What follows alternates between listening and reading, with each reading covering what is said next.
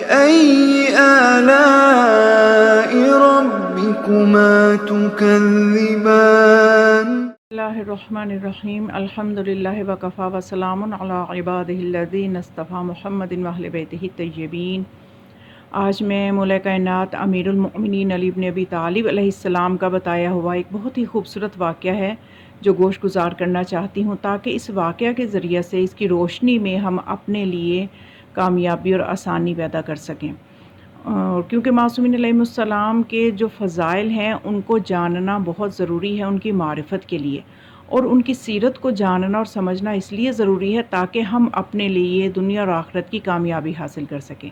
تو یہ جو واقعہ میں سنانا چاہ رہی ہوں یہ خاص طور پہ اس حوالے سے ہے کہ ہمیں خدا کی نعمتوں سے استفادہ کس طرح کرنا چاہیے۔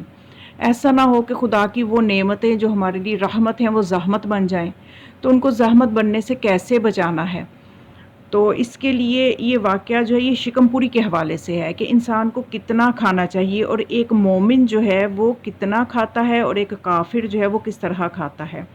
تو پہلے میں علامہ مجلسی کے حوالے سے انہوں نے اپنی کتاب میں ایک روایت لکھی ہے کہ حضرت رسول خدا صلی اللہ علیہ وآلہ وسلم سے منقول ہے کہ مومن جو چیز کھاتا ہے ایک پیٹ میں کھاتا ہے، اور کافر جو کھاتا ہے وہ 7 پیٹوں میں کھاتا ہے، یعنی بکثرت کھاتا ہے، بہت زیادہ کھاتا ہے، اور مومن جو ہے وہ کم کھاتا ہے، اور یہ کم کھانے میں ہی اس کا فائدہ ہے۔ واقعہ کچھ اس طرح سے ہے کہ حضرت امیر المؤمنین علی علیہ السلام سے منقول ہے کہ ایک مرتبہ حضرت عیسیٰ علیہ السلام کسی شہر میں پہنچے۔ ایک مرد اور ایک عورت جو کہ میاں بیوی تھے چیخ چیخ کر آپس میں لڑ رہے تھے۔ لڑائی کا سبب دریافت کیا تو مرد نے جواب دیا کہ یہ میری بیوی ہے، نیک و پاک ہے، کوئی عیب نہیں رکھتی، مگر مجھے پسند نہیں ہے، میں اس سے جدائی کرنا چاہتا ہوں۔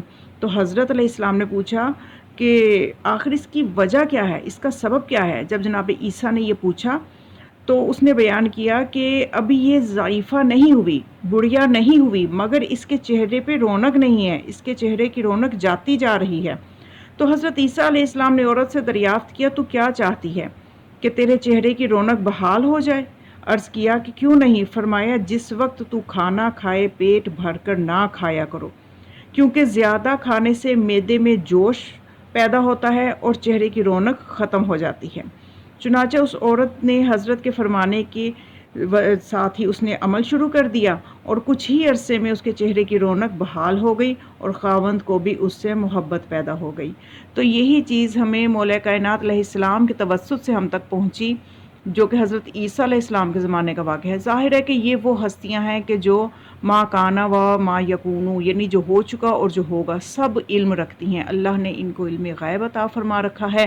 تو مولا کائنات اور دیگر معصومین کی بھی روایات اور ان کی سیرت میں دیکھیں تو ہمیں یہی نصیحت ملتی ہے کہ انسان کو بھوک رکھ کے کھانا چاہیے، اسی میں اس کا دنیا اور آخرت کا فائدہ ہے۔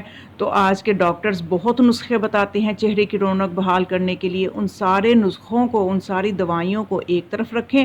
اگر صرف یہ ایک نسخہ ہی آزما لیں جو ایک نبی کے ذریعے سے اور پھر ایک معصوم کے وسیلے سے ہم تک پہنچا ہے، تو ہم سب بھی اس پہ عمل کریں تو ہماری زندگی کامیاب ہو سکتی ہے اور چہرے کی رونق بحال رہ سکتی ہے۔